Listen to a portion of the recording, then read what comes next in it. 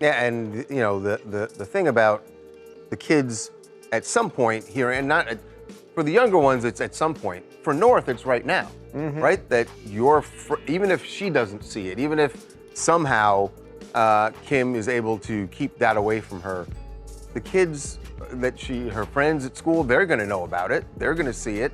And it puts the kids in a horrible situation. A major controversy is unfolding in real time, and the implications are enormous. In recent days, he has ignited intense debate by making explosive claims that are rippling through Hollywood, the music industry, and legal circles. He alleges that his ex-wife, Kim Kardashian, was removed from a high-profile 50 Cent produced documentary centered on Sean Diddy Combs, claiming her team intervened with legal threats to keep her name out of the project. He now says he possesses evidence suggesting a much deeper connection, allegedly linking Kardashian to Diddy's inner circle and to private gatherings long rumored to wield significant influence. According to Ye's claims, her role extended beyond simple attendance, positioning her as a powerful intermediary capable of shaping, elevating, or derailing the careers of younger stars. None of these allegations have been independently verified, but Ye insists he is prepared to release what he says is proof, setting the stage for a potentially explosive confrontation. And Diddy claimed that somebody held a knife to his throat.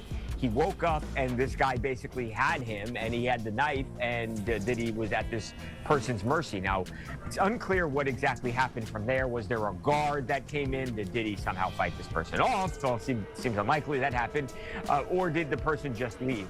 Bottom line, this guy, at least according to people close to Diddy and Diddy himself, could have hurt him badly or even taken his life. This isn't just tabloid speculation. The timing is critical. Sean Diddy Combs is currently being held in a Brooklyn detention center, awaiting trial on federal charges including human trafficking, racketeering, and coercion. His legal team has denied all allegations, dismissing them as a media-driven spectacle. Yet the legal pressure is mounting. Prosecutors recently detailed what they describe as freak-offs, multi-day events where individuals were allegedly transported across state lines for activities they argue crossed into exploitation. Against this backdrop, Ye's decision to go public appears calculated rather than impulsive. He isn't hinting or speaking indirectly. He's publicly threatening to release what he calls irrefutable evidence. This comes as Combs' defense team is reportedly working to limit testimony and control the narrative. As the case intensifies, Ye's claims are adding another volatile layer, leaving reputations and potential legal consequences hanging in the balance. Like they once worked together a long time ago. They're not friends now. They don't like each other, and yeah, 50 has taken every shot, especially when Diddy has been down.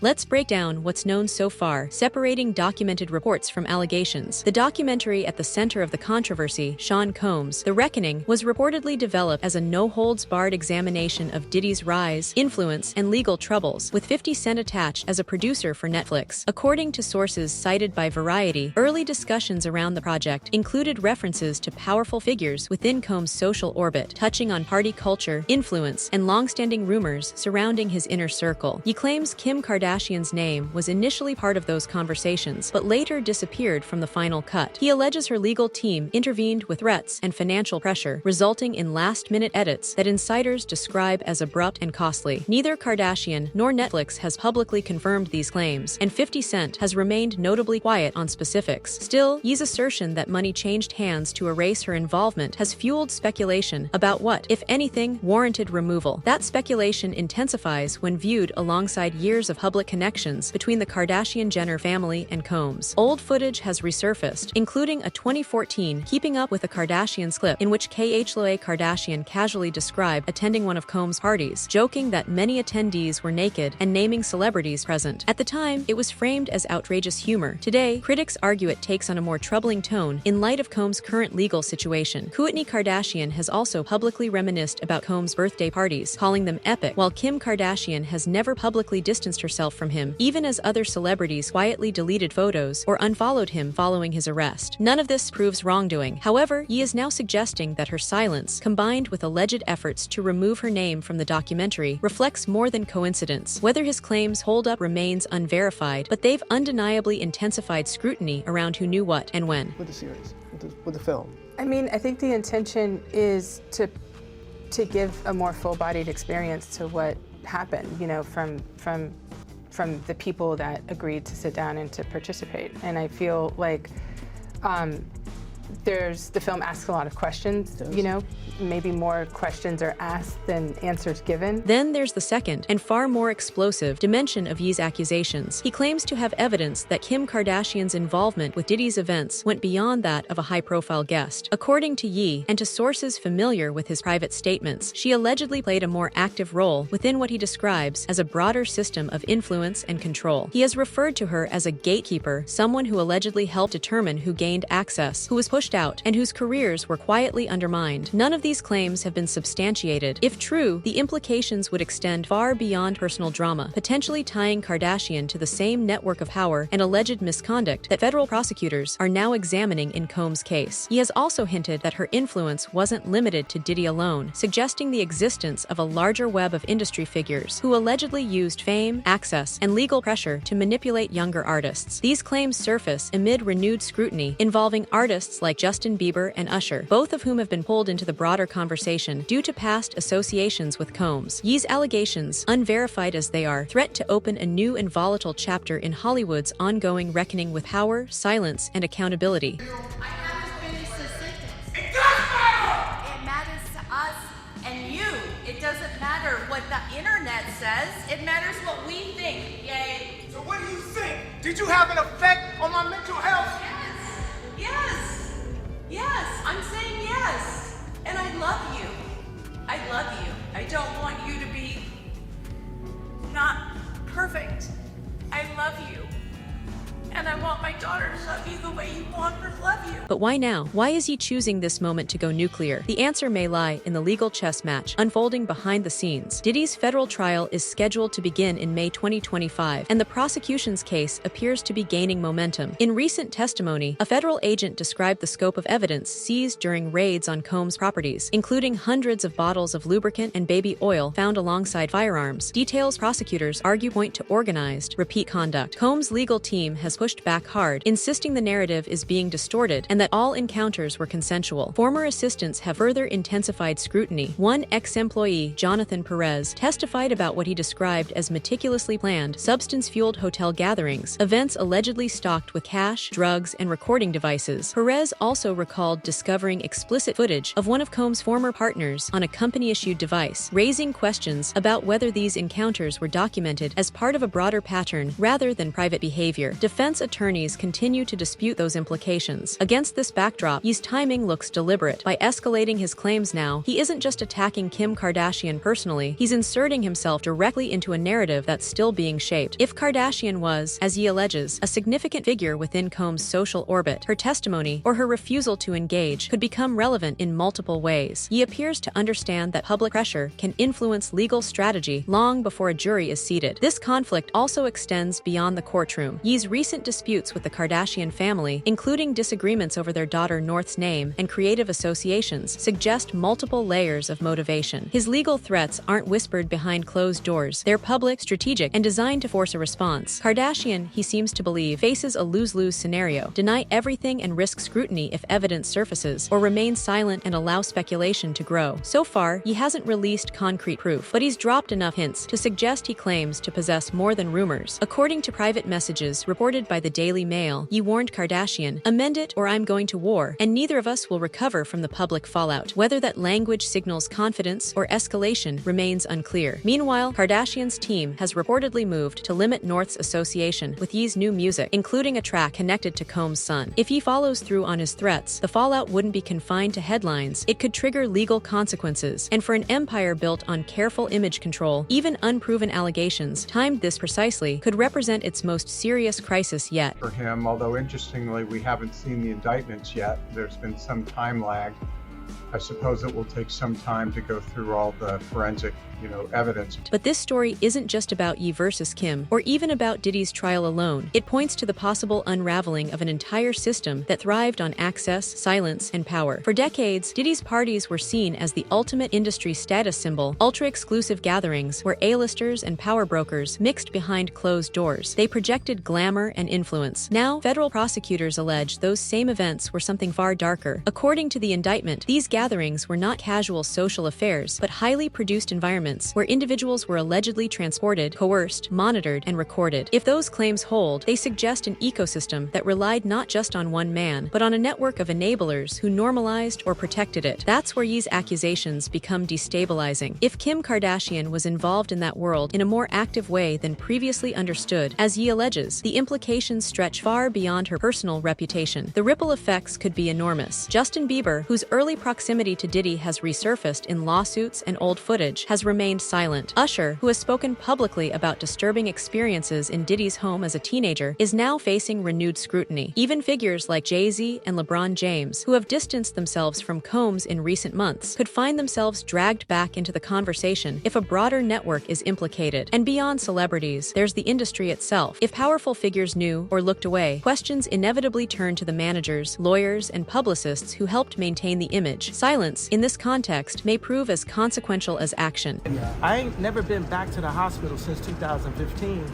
But every time they say I'm crazy, it's just when I'm saying the truth. West's move is a gamble, but it doesn't appear reckless. He's taken on powerful institutions before: the media, industry elites, even his own family, often blurring the line between calculated risk and self-destruction. This time, however, the stakes are fundamentally different. He isn't just defending his image, he's positioning himself as a whistleblower in a story that's already forcing Hollywood to confront uncomfortable questions about power and silence. If he follows through on his threats, it could mark the first visible fracture in the carefully constructed armor of the Kardashian brand. But he isn't the only one with something to lose. Diddy's legal team is undoubtedly watching this unfold with concern. If Kim Kardashian becomes entangled in the broader narrative, fairly or not, her testimony or her refusal to testify could become strategically significant. Legal observers note that even peripheral figures can suddenly matter once prosecutors begin mapping influence networks. According to insiders cited in media reports, Kardashian's team has already shifted into defense mode, issuing cease and desist letters, challenging content removals, and preparing for a legal fight that could surpass anything they faced before. The question is whether containment is still possible. In an era defined by leaks, screenshots, and viral documentation, control is harder to maintain. Silence can be interpreted as strategy or as vulnerability. And hovering over all of this is the wild card: Diddy himself. From behind bars, he continues to deny all allegations, with his legal team calling the case a coordinated witch hunt. Yet prosecutors argue the growing body of evidence, from raids to witness testimony, tells a different story. If Ye's claims hold any weight, the situation becomes even more volatile. Kardashian could be seen as someone motivated to keep certain narratives contained, but legal strategy cuts both ways. If pressure mounts, Combs' defense team could decide that distancing themselves from anyone remotely implicated, even alleged allies, is the only path forward. In that scenario, loyalty becomes expendable. That's why this moment feels like a tipping point. Ye's next move could trigger a chain reaction that extends well beyond celebrity feuds, pulling in lawyers, executives, and institutions that have long operated behind the scenes. History suggests that once the first domino falls, the rest tend to follow quickly. The only question now is who strikes the match and who gets burned when it does. Courtney always says North is my lesson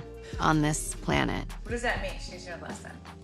It means that I'm supposed to learn even more patience. We've seen how Ye's accusations could threaten Kim Kardashian's carefully curated image, but the more destabilizing shock may come from the connections still lurking beneath the surface. Because if Kim was, as Ye alleges, a gatekeeper within Diddy's world, she wasn't operating alone. That same social ecosystem extended into music, sports, and entertainment, pulling in some of the most powerful and protected figures in the industry, many of whom are now working quietly to distance themselves from the fallout. At the center of that web is Justin Bieber. His name continues to surface in this broader reckoning, not as an accused party, but as a former teenage star whose early career intersected closely with figures now under scrutiny. Bieber's relationship with Diddy dates back to his adolescence, when widely circulated videos showed the two joking about adult freedoms, expensive gifts, and spending extended time together. At the time, those clips were framed as playful mentorship. Viewed through the lens of current allegations, critics argue they now carry a more unsettling subtext, though no wrongdoing by Bieber has been alleged. This is where Kim Kardashian's alleged role becomes more consequential. Industry insiders have long described the Kardashian-Jenner family as unusually influential during Bieber's rise, offering introductions, advice, and occasional intervention during periods of public instability. Kim, in particular, was seen as a stabilizing presence, someone who could open doors or quietly redirect narratives. On its own, that influence wasn't controversial. But if Ye's claims are accurate and Kim functioned as a gatekeeper within Diddy's inner circle, then those interactions take on a different meaning. They shift from personal support to strategic positioning within a larger power structure. Bieber wasn't the only young artist in that orbit. Usher has spoken publicly about living with Diddy as a teenager and being exposed to environments he later described as inappropriate. In a 2016 interview, he recalled witnessing group encounters and behavior he didn't fully understand at the time, saying he saw things no 13-year-old should see. Those comments, long part of the public record, are now being revisited amid heightened scrutiny of Combs' past. If Kim Kardashian played any role in managing access to that world, as he alleges, the implications extend beyond social proximity. They raise questions about facilitation, influence, and who helped normalize these environments. With Diddy's legal team reportedly working to keep certain names out of court proceedings, the central question may no longer be simply what Kim knew, but whether she helped shape who entered, who stayed, and who remained silent. And it never is. There's always, I say there's three sides to the story. There's her side, his side, and then there's going to be the truth in there. But the real leverage may come down to money, because that's where power is hardest to deny. Kim Kardashian's empire, from her beauty brands to her reality TV dominance, has been built on an image of precision and control, the savvy executive who survives every crisis. Yet he argues that her financial entanglements could become her greatest vulnerability. He's publicly pointed to connections like Josh Kushner's reported stake in Skims, framing it as part of a broader power network. On its own, that relationship isn't unusual, but critics note that many of the same elite investors, branding partners, and celebrity endorsements have historically overlapped with business ventures linked to Diddy. If Ye's threatened disclosures include financial records, emails, or contracts showing meaningful overlap between Kardashian-affiliated companies and Combs' business network, the consequences could extend beyond public image. Such revelations could invite regulatory scrutiny over whether those connections indirectly benefited from or helped shield circles now accused of serious misconduct. And that's where the legal chess game truly begins. If she can prove them, which I assume she has all the evidence,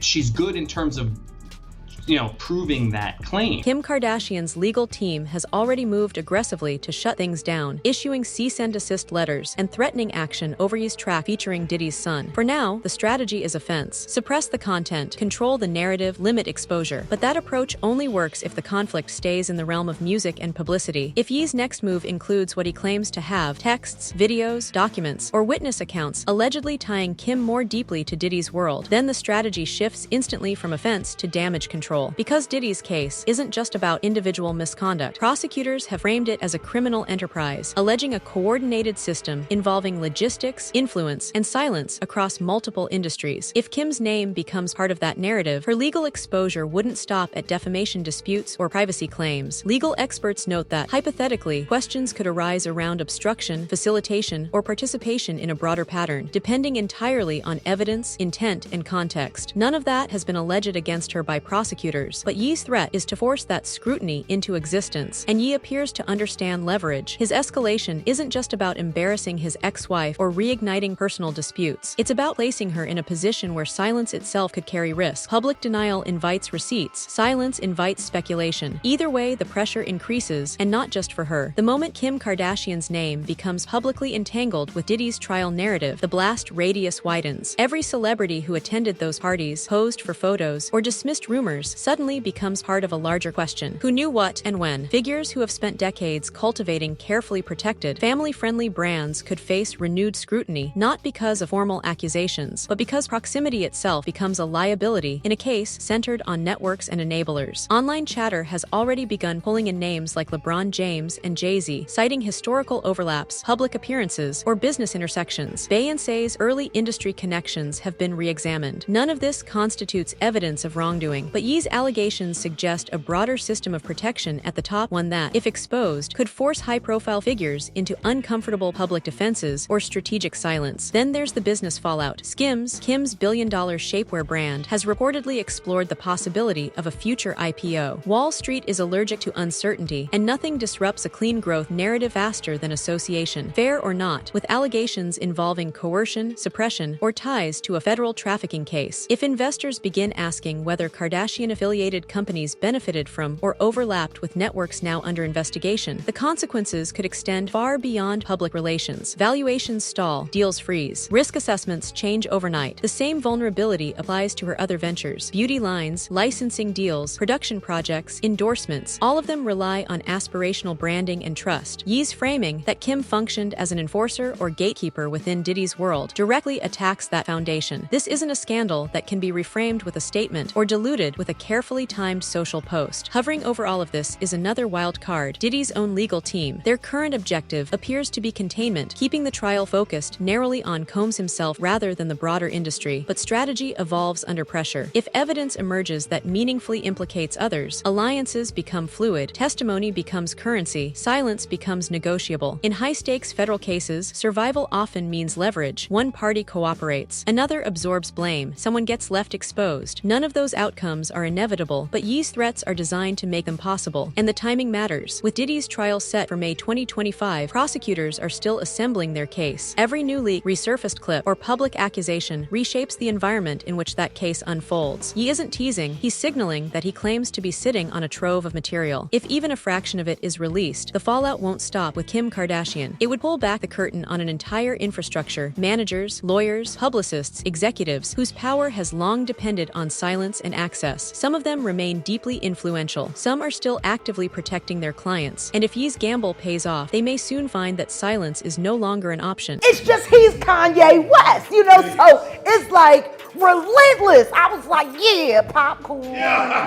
And that's where the real fear sets in. Because if Kim Kardashian's involvement were ever substantiated, the fallout wouldn't stop with her. It would ripple outward to everyone who benefited, directly or indirectly, from the same ecosystem of access and influence. Artists who secured career-defining deals, actors who landed coveted roles, athletes who signed lucrative endorsements. All of them could face uncomfortable questions about the systems that elevated them. The issue isn't just whether Kim survives this moment. It's whether the entire machine does. That brings us to the central unknown. What happens if Ye's evidence is as consequential as he claims? He's hinted at material far more serious than text messages or resurfaced party photos, evidence that could, at least in theory, compel testimony. And if Kim were ever forced to testify, the scope wouldn't be limited to her own conduct. Any questioning would inevitably extend to what she witnessed, what she knew, and who else was present. At that point, the legal exposure expands dramatically. Perjury, obstruction, conspiracy, those are risks prosecutors consider when silence, influence, and coordination intersect. None of this has been alleged by authorities, but Ye's strategy appears designed to push events in that direction. For all his unpredictability, Ye has shown he doesn't escalate lightly. Whether he's bluffing or holding something substantial remains unknown, but the pressure he's applying suggests he believes the balance of power is shifting, and that, for the first time, the cards may not be stacked in the usual hands. I feel like you don't have to say nothing, but 50's crazy. He's been like this his whole life. When he's on the block, oh, 50's coming. But there's one more layer that hasn't fully entered the conversation yet: the possibility that Ye isn't acting alone. Over the past year, a noticeable shift has taken place. High-profile figures who were once publicly aligned with Diddy have begun to distance themselves. Some, like 50 Cent, have gone further, backing projects that openly scrutinize Combs' rise and alleged misconduct. Others, including Usher, have offered carefully worded reflections that stop short of accusation, but clearly signal a desire to separate themselves from that world. Viewed in that context, Ye's threats take on a different tone. If his claims and potential leaks are part of a broader, unspoken reckoning, if multiple insiders have been waiting for the right moment, then the fallout could be far bigger than a single feud. It wouldn't be about one celebrity or one family. It would be about an industry power structure losing its grip on the narrative. That's what makes this moment feel volatile. Kim Kardashian's team is reportedly scrambling to contain damage. Diddy's legal defense is operating under growing pressure. And Ye, unpredictable but deliberate, appears to be choosing his timing carefully. Whether his next move is a bluff or a detonation remains unknown. So where does that leave us? Possibly on the edge of one of the most consequential celebrity scandals of the modern era, one that doesn't just expose individuals, but forces uncomfortable questions about who enabled what and for how long. When the dust finally settles, the real reckoning may not be about who fell, but about who knew, who stayed silent, and who benefited. And if this truly is the beginning, the next chapter may arrive sooner than anyone expects.